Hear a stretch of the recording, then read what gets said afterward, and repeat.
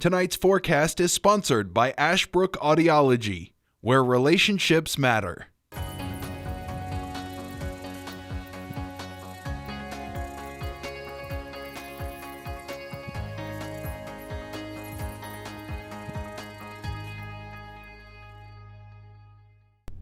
And welcome back on this Monday edition of Weatherman Dustin Staples. We appreciate your company and thanks so much for checking us out on Facebook at BTW21. Head over to our YouTube channel, subscribe and like there. You get entry for your chance to win a $100 gift card. We've been talking about that for quite a while. That goes to a gas gift card in particular. Of course, gas prices are slowly ever coming down, but hey, you know, who can take a little extra money to go towards your tank?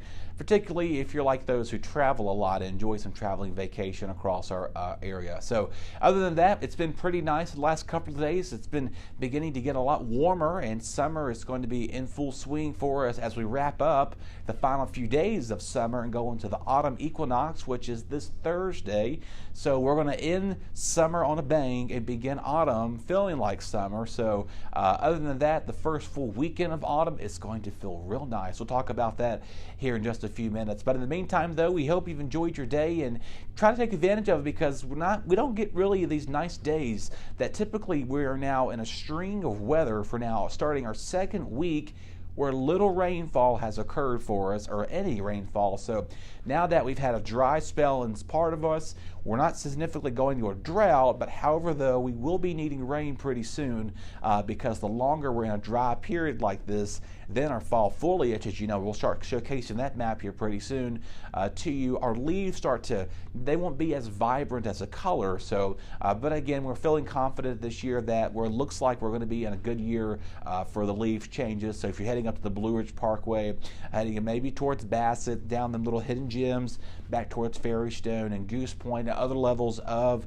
Henry County, there's secretly little spots. You got to find them to get the good views of those color changing leaves. So right now, not feeling like fall right now. We are going to continue to remain warm the rest of the afternoon. So maybe do some afternoon evening plans, take the grill out, and maybe just go to a park and grill out even, you know, do whatever though you take part of that. Some of our area parks already have those grills provided for you, so maybe take advantage. Let the kiddos run around. Some of that energy, of course, some of the kiddos maybe be doing that at school during recess hours. So a lot of the teachers, like I've been telling them the last week, they can take advantage of their recess hours, and you're going to be able to do that again tomorrow, Wednesday, Thursday.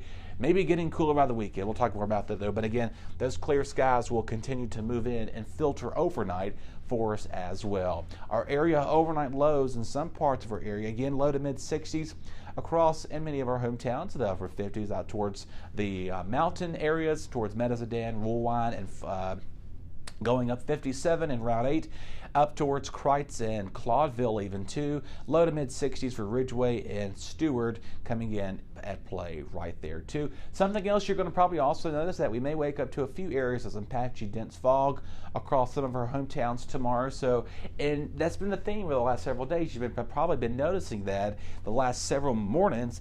Since we have cool air sinking down in place, you have our humidity and our dew points. You get our dew point temperature, which is the amount of moisture that's available in the atmosphere.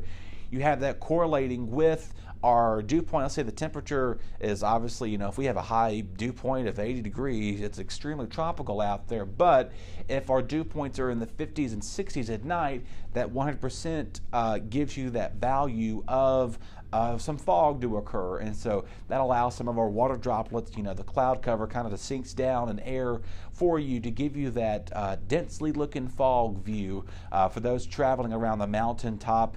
Like I said, Medizzadan, there, you know, there's that updated video I saw recently over the weekend of the construction that's been going on towards Levers Leap and towards Route 57. You know, you got to be cautious coming down that mountain. And better not, if you're here in the city, you know, tomorrow we're going to come in low to mid 80s, lots of sunshine out there. You know, you got to watch out for the back roads, even the wooded areas particularly. You know what I'm talking about. You're driving around the back roads in the county.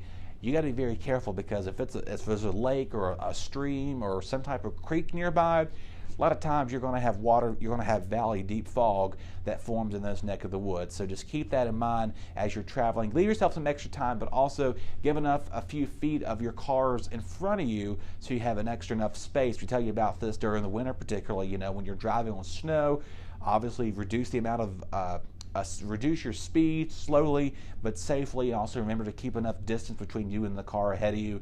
Whether if you're also in the midst of rain too, and you're traveling around in the gully washers even, you get that missed apart. Okay, enough of the spilling of the scientific method of this with this weather. That's my geekiness coming out with this. Low to mid 80s across out here. Plentiful sunshine.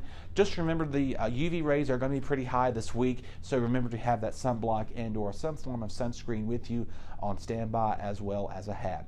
Here's our outlook for the next several days. Your eyes probably immediately jump right to Friday night. Yes, it's going to get cold. So we have mid 80s tomorrow, Wednesday, Thursday. So there's going to be a little bit of an uptick in the humidity, but it's not going to be like you're going to be feeling subtropically humid, but it's going to be just a gradual increase. We have a cold front that comes through on Thursday afternoon.